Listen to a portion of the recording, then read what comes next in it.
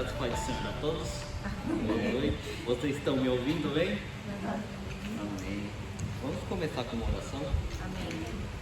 Pai, em nome de Jesus, louvado seja o Senhor.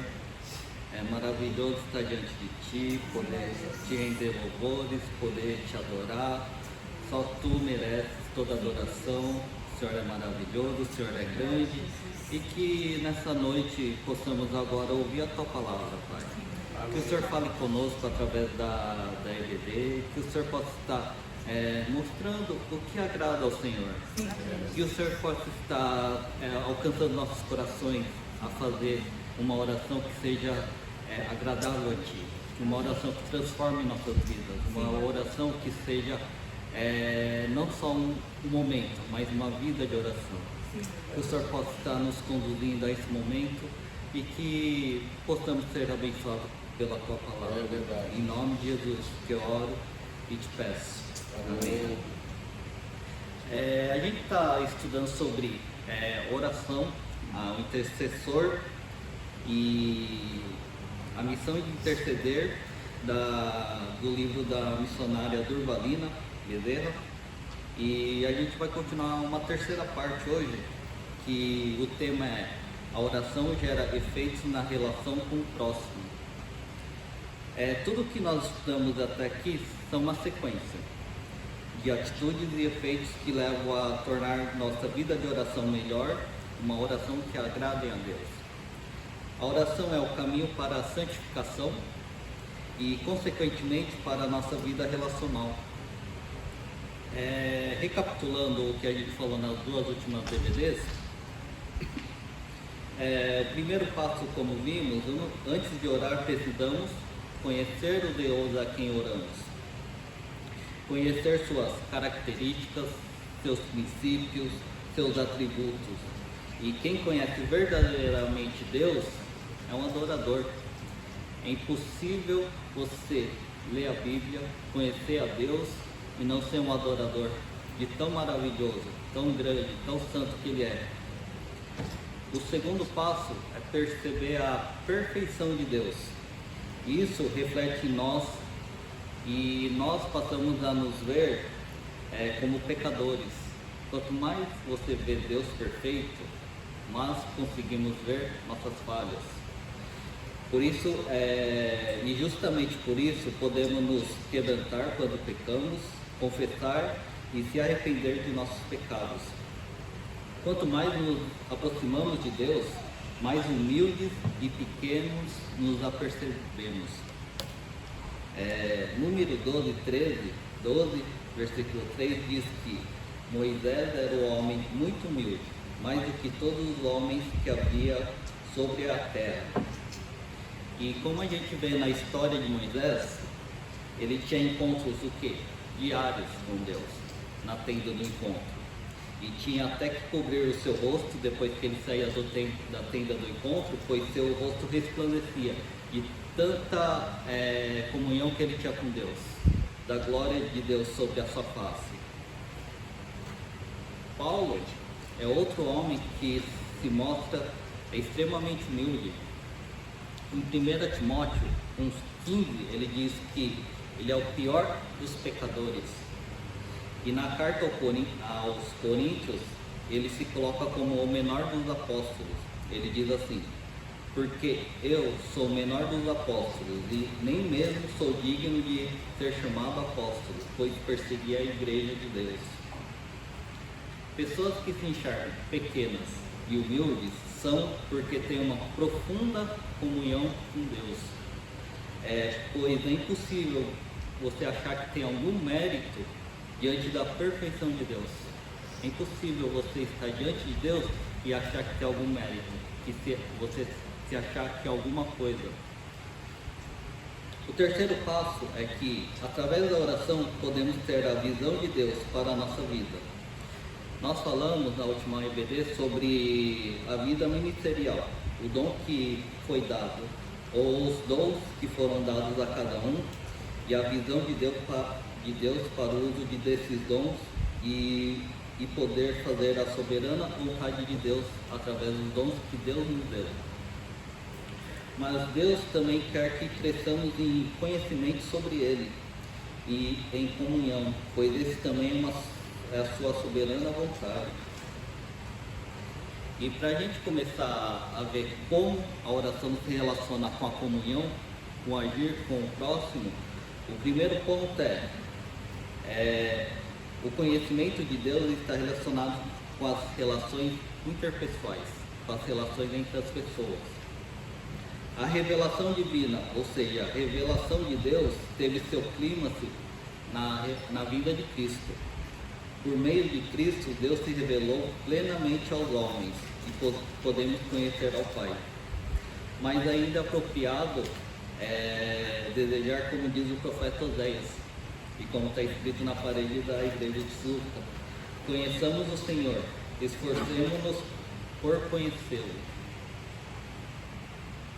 Estamos continuamente em aprender o que Deus nos dá a conhecer. Nossa compreensão de Deus e do mundo espiritual está também relacionada à comunidade. É impossível ter uma espiritualidade genuína sem interação social, sem interagir com a criação. Deus, ele se revelou pela criação, como diz o Salmo 19:1. Os céus declaram a glória de Deus, o firmamento proclama a obra de suas mãos. Além de revelar pela natureza, Deus se revela por mais quem? A sua glória. Ele criou os céus, os mares, a terra. E qual foi a última criação de Deus? O homem. E Deus se revela pela natureza e tudo que Ele criou, Ele também revela a sua glória por nós. Nós que somos feitos à sua imagem e semelhança. E é mais apropriado para quem? Para os cristãos revelar a glória de Deus. Por quê?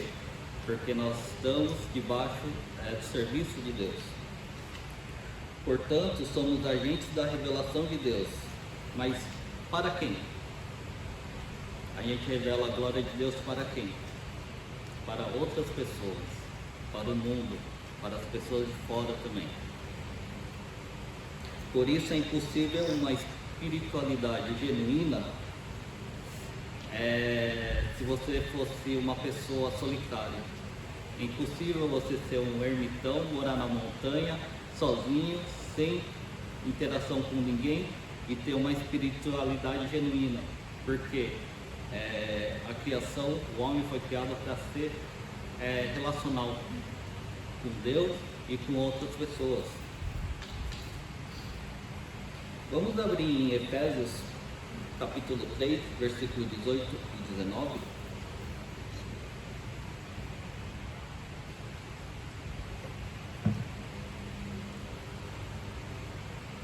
O homem, quando se converte, ele está em constante busca por conhecer a Deus.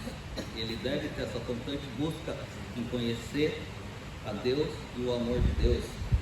E Paulo faz uma oração em Efésios capítulo 3, que é bem interessante da gente analisar. Efésios capítulo 3, versículo 18 e 19. Achou, Kevin? Lê para mim. Podemos perfeitamente compreender com todos os santos qual seja a largura e o comprimento e a altura e a profundidade, e conhecer o amor de Cristo, que excede todo entendimento, para que seja cheio de toda a plenitude de Deus. Paulo, ele ora por uma compreensão espiritual profunda de todas as dimensões do amor de Cristo, um verdadeiro conhecimento do amor de Cristo, que todos os cristãos possam conhecer o amor de Cristo. E quem não quer uma compreensão espiritual profunda? Todos os cristãos devem almejar isso. Quem não quer conhecer o amor verdadeiro de Cristo? Todos os cristãos devem almejar isso. Mas tem uma perguntinha que é interessante, que é: e de que forma podemos alcançar isso? Está no começo do versículo 18. Todos juntos. Exatamente. Então, Paulo não está falando que individualmente você pode alcançar a profundidade, a largura, a altura e o comprimento do amor de Cristo. Ele está falando que todos juntos, em comunidade, nós podemos conhecer o amor de Cristo. E a compreensão do amor divino é uma experiência pessoal que deve ser compartilhada por todos na comunhão cristã.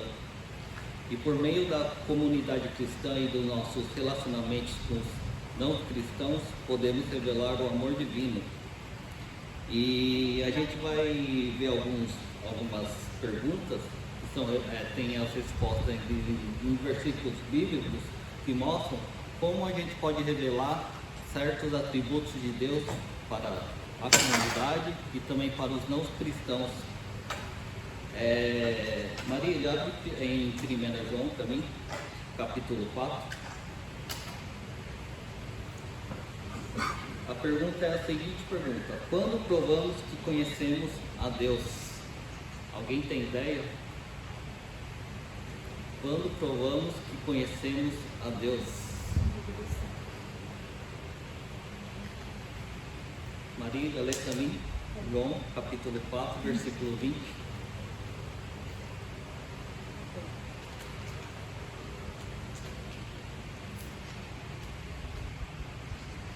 Se alguém diz, eu amo a Deus, mas odeio seu irmão, é mentiroso. Pois ninguém pode amar a Deus a quem não vê, se não amar o seu irmão a quem vê. Então, como você revela que conhece a Deus? Amando o irmão. Exatamente. Tem um mais interessante, que é o versículo 7 e 8 desse mesmo capítulo. Pode ler. Queridos amigos, amem-nos uns aos outros, porque o amor vem de Deus. Quem ama é filho de Deus e conhece a Deus. Quem não ama não o conhece, pois Deus é amor. Então, quem conhece, como revelamos que conhecemos a Deus? Amando uns aos outros. A segunda pergunta, a resposta está em Tiago, versículo 3, capítulo 13. Eliade, você poderia abrir para mim? Tiago, capítulo 3, versículo 13. E a pergunta é a seguinte: como revelamos a sabedoria de Deus? Tiago 3. Versículo 13.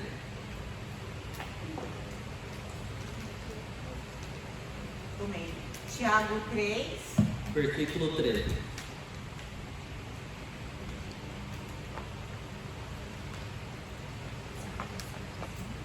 Quem é sábio e tem entendimento entre vocês, que o demonstre pelo seu bom procedimento, por meio das obras praticadas com humildade que provém da sabedoria. Tiago está repreendendo aqueles que se acham sábios e entendidos, pois a verdadeira sabedoria produz o quê? Boas obras, um bom proceder. E também a verdadeira sabedoria produz humildade. Portanto, a sabedoria de Deus é revelada através de nós pela boa conduta em obras com humildade, ou seja, não se orgulhar do que faz. A próxima pergunta, a resposta está em 1 Pedro, capítulo 4, versículo 10. Pastor, você poderia ler para mim? A pergunta é a seguinte: como revelamos a multiforme graça de Deus, ou seja, como revelamos as bênçãos e dons que Deus tem nos dado? Servindo uns aos outros. Cada um exerce o dom que serviu para servir aos outros, administrando realmente a graça de Deus nas suas múltiplas formas. Exatamente. Quer dizer que como a gente revela as bênçãos e os dons de Deus? É como está escrito em Pedro, servindo uns aos outros. É através dos nossos dons, através das bênçãos que Deus nos deu, a gente serve uns aos outros e nós revelamos o quê? A multiforme graça de Deus. Revelamos os dons e as bênçãos de Deus. A próxima pergunta, a resposta está em Tiago, capítulo 2, versículo 18. Simone, você poderia ler para mim? A pergunta é a seguinte: como provamos que temos fé em Deus? Poderia ler? Mas alguém pode argumentar: uns têm fé, outros têm obras. Mostre-lhe sua fé sem obras, e eu, pelas minhas obras, lhe mostrarei minha fé. Esse está fácil, né? Como provamos que temos fé em Deus? E boas obras. Com boas obras. Tiago quer mostrar que a verdadeira fé é manifestada e comprovada por meio de ações e atitudes para com outras pessoas. Fé genuína gera frutos. Uma fé que é falsa, ela não vai gerar frutos, não vai gerar obras. E a última pergunta, não, peraí, tem mais duas. A quinta pergunta, a resposta está em Mateus, capítulo 6, versículo 12. Dona Luísa, Mateus, capítulo 6, versículo 12. A pergunta é a seguinte: como somos capazes de medir quanto conhecemos do poder perdoador de Deus? Dona Luísa. Perdoa as nossas dívidas, assim como perdoamos aos nossos devedores. Só temos uma dimensão do poder perdoador de Deus quando somos capazes de orar e perdoar aqueles que nos devem. Reverendo Hernandes Dias Lopes, se eu não me engano foi ele falou uma vez que um momento crucial da sua caminhada cristã foi quando o seu irmão foi assassinado. Foi um momento que ele realmente, se ele conhecesse o poder perdoador de Deus, ele deveria perdoar o assassino do seu irmão. É difícil, não é? Então, será que somos capazes de medir o quanto conhecemos do poder perdoador de Deus? Perdoando a todos que nos fizeram mal. Como é demonstrada a eficácia da oração do justo? Essa é a última pergunta, que está em Tiago, capítulo 5, versículo 16. Como é demonstrada a eficácia da oração do justo? Tiago, capítulo 5, versículo 16 diz assim: portanto, confessem os seus pecados uns aos outros e orem um pelos outros, para que vocês sejam curados. Muito pode, por sua eficácia, a súplica do justo. Aquele que confessa que pecaram contra o seu irmão, que é algo extremamente difícil. Quem já o fez sabe como é difícil você chegar para o seu irmão e falar: eu pequei contra ti, eu falei mal contra ti, eu não demonstrei confiança em ti. É extremamente difícil. E aqueles que confessam que pecaram contra o irmão demonstram que a oração é eficaz para curar, para restaurar e perdoar uns aos outros. É como o Tiago fala: confessem seus pecados uns aos outros e orem um pelos outros, para que vocês sejam curados. Aquele que confessa seu pecado, ele tem a certeza que a oração é eficaz para curar esse relacionamento. A comunicação com Deus, ou seja, a oração que nós fazemos, afeta nosso comportamento e muda nossos valores. O testemunho cristão, as atitudes diante das tribulações e as virtudes formadas em nosso caráter comprova a operação da graça de Deus em nossas vidas. Jesus, em sua oração sacerdotal em João 17:21, diz as seguintes palavras: a fim de que todos sejam um, e como tu, ó Pai, está em mim, eu em ti, também eles estejam em nós, para que o mundo creia que tu me enviaste. Portanto, todos nós somos um e nós estamos com o Pai e com Jesus. A revelação divina, o conhecimento de Deus se dá onde? Na comunidade. Para conhecermos a Deus na relação com o próximo, é necessário que aceitar o outro do jeito que deve ser, do seu jeito de ser, entender que um complementa o outro e as limitações de cada um. O primeiro passo para um bom relacionamento é a autoaceitação. É preciso conhecer a si mesmo. A autoestima é importante.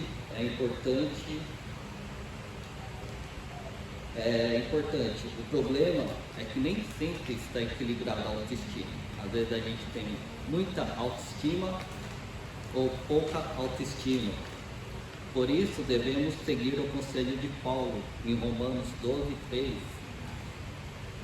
Paulo ele dá um conselho muito sábio, que ele diz assim em Romanos 12:3: porque pela graça que me foi dada, digo a vocês, cada um de vocês, que não pense de si mesmo além do que convém. Pelo contrário, pense com moderação, segundo a medida da fé que Deus repartiu a cada um. O que Paulo quer dizer? Precisamos ser o quê? Humildes e ver o que temos e na mesma proporção ver o que o outro, ver no outro o que nós não temos. Esse pensamento deve ir além, ou seja, o que não tenho não é porque Deus não quis me dar, mas é da sua vontade que eu recebo através de outra pessoa. Um exemplo para ficar bem claro sobre isso, sobre a nossa relação e como nós devemos estar relacionando com o dom ou a bênção que o outro dá um para o outro e nós recebemos e o outro compartilha. Um exemplo disso é que Deus, Ele não me deu uma didática com crianças. Eu sou péssimo para falar com crianças, para ensinar crianças. Mas Deus dotou o quê? A Marília, com o dom de ensino de crianças. E por meio dela, as crianças recebem a palavra de Deus. Eu posso compartilhar a palavra de Deus para os adultos, mas para as crianças, Deus deu o dom a Marília. E a minha filha recebe a palavra de Deus por meio dela. É algo que eu não teria capacidade. E alguém que tem um potencial para gerar riquezas, ele pode contribuir para pagar as despesas da igreja. Mas, porém, ele pode receber necessidade de aconselhamentos e conselhos para gestar sua vida familiar. Ele pode doar riquezas para a igreja para contribuir nos pagamentos, nas contas da igreja. Mas outra pessoa pode contribuir a ele em aconselhamento, como gestar uma família. E assim é o relacionamento cristão. Enquanto um dá, o outro recebe, e nós não temos todas as bênçãos e os dons que Deus nos deu. Nós vivemos em comunidade para ser um complementa o outro. E assim vai, uma pessoa complementando a outra, no potencial que Deus deu a cada um.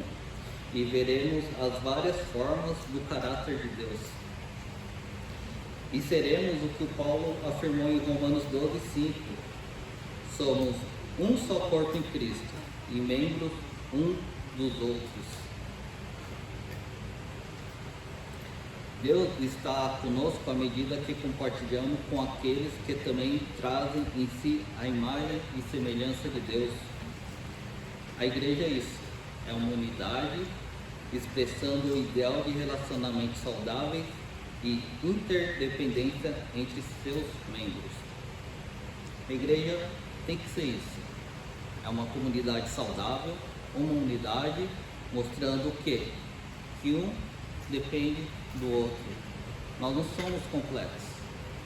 Eu necessito da Marília, da Ilete, do pastor, da Simone, da dona Luísa, porque eu não sou completo e cada um tem que saber que também não é completo, que depende um dos outros. O segundo ponto é a oração comunitária. O compartilhar da graça e da fé, a palavra confessada e praticada e ação comunitária, tudo isso são indicadores de uma comunidade cristã verdadeira.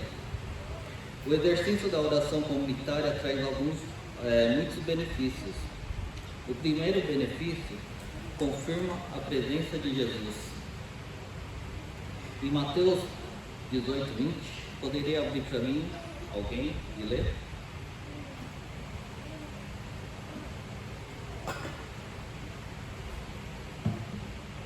Mateus 18:20. Porque onde 2 ou 3 estão juntos em meu nome, eu estou ali com eles.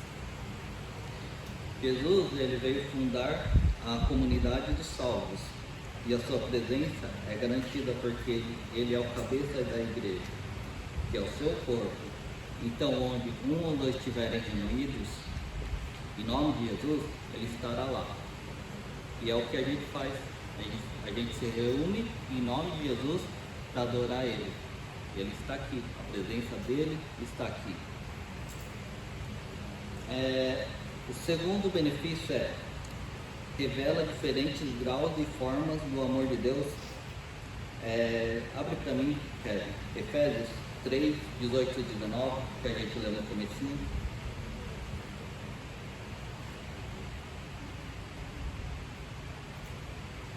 Efésios 3, 18 e 19. Podereis perfeitamente compreender com todos os santos qual seja a largura, e o comprimento, e a altura, e a profundidade, e conhecer o amor de Cristo, que excede de todo entendimento, para que seja cheio de toda a plenitude de Deus. E como vimos a oração de Paulo, para que a igreja de Éfeso conheça o amor de Deus em todas as suas dimensões, só se dá o quê? Na comunidade, no ajuntamento dos santos. Só assim a gente vai conseguir revelar diferentes graus e formas do amor de Deus, através do quê? Da comunidade.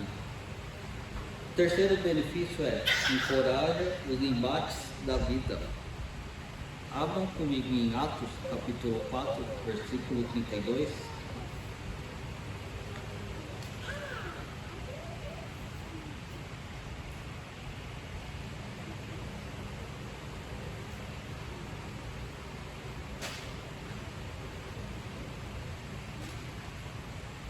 Lê para mim, Eliette, por favor.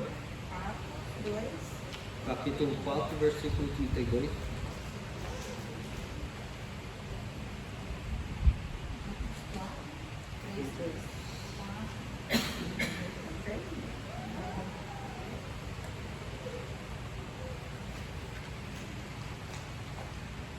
da multidão dos que creram, uma era a mente e um coração.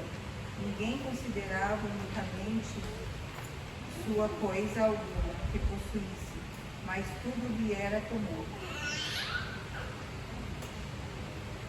Perdão. Qualquer escolha. Perdão. O terceiro benefício encoraja o embate da vida. Quando o Senhor Jesus estava no Getsemane, antes da crucificação, em seu momento de angústia, ele necessitou do quê? Da solidariedade dos discípulos para acompanhá-lo na intercessão. E ele, por 3 vezes, ele foi e chamou Pedro, Tiago e João para interceder junto com ele. A união na oração deve nos levar à solidariedade, à participação na luta da comunidade.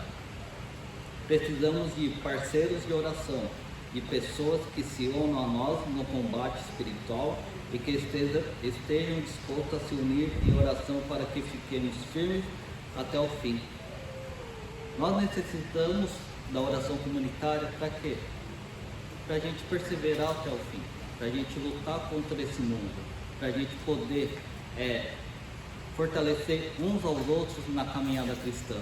E a caminhada cristã não é fácil, porém, na oração comunitária, nós oramos uns pelos outros para que conseguimos vencer esses embates da vida. Quarto benefício, ajuda a identificar e tratar as fraquezas humanas.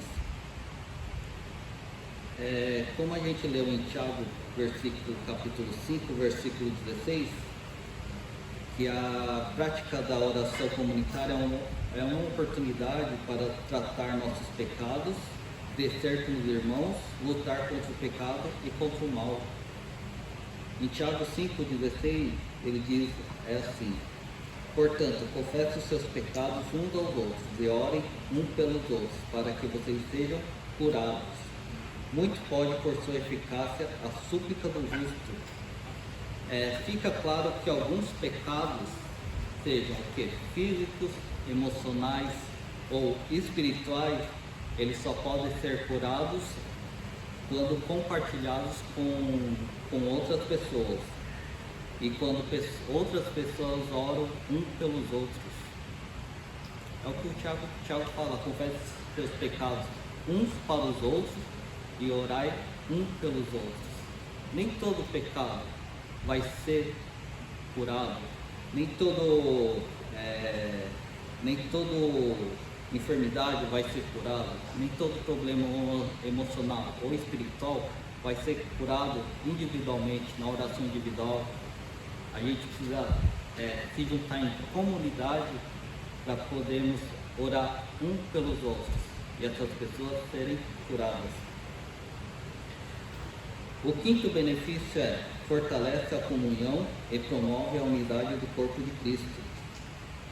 Vemos que a igreja primitiva em Atos se reunia diariamente em busca de presença de Deus e se fortalecia através da oração. É o que a irmã Eliette leu, Atos capítulo 4, versículo 32. Isso.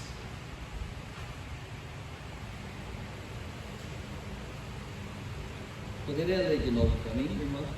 Da multidão dos que creram, uma era a mente e um coração. Ninguém considerava unicamente sua coisa alguma que possuísse, mas tudo lhe era comum. Exatamente isso. Eles eram o quê? Uma unidade. Eles eram um só coração e alma. Eles estavam em união, em uma unidade. E ele fortalece a comunhão. Havia uma unidade de espírito efetuada pelo Espírito Santo. Vendo-se o próprio Cristo, as barreiras eram quebradas e as necessidades eram o quê? Supridas. Por quê? Porque tudo, porém, era comum. Da multidão dos que creram, era um só coração. Ninguém considerava exclusivamente sua nenhuma das coisas que possuía, porém tudo e era comum. O que? Eles compartilhavam tudo, seus bens. Portanto, a vida de oração é essencial para todo cristão e a igreja. A oração ele tem efeitos na nossa relação com Deus, a oração tem efeitos na nossa relação com nós mesmos, onde podemos ver nossas falhas, pecados, podemos nos arrepender e podemos ser transformados. E a oração tem efeitos na nossa relação com os nossos irmãos e com o mundo que nós vivemos. A W. Pink, para finalizar, ele, em um dos seus livros, ele escreveu a seguinte frase: precisamos de orações vivas e de vidas de oração. A oração é para a alma, o que a respiração é para o corpo.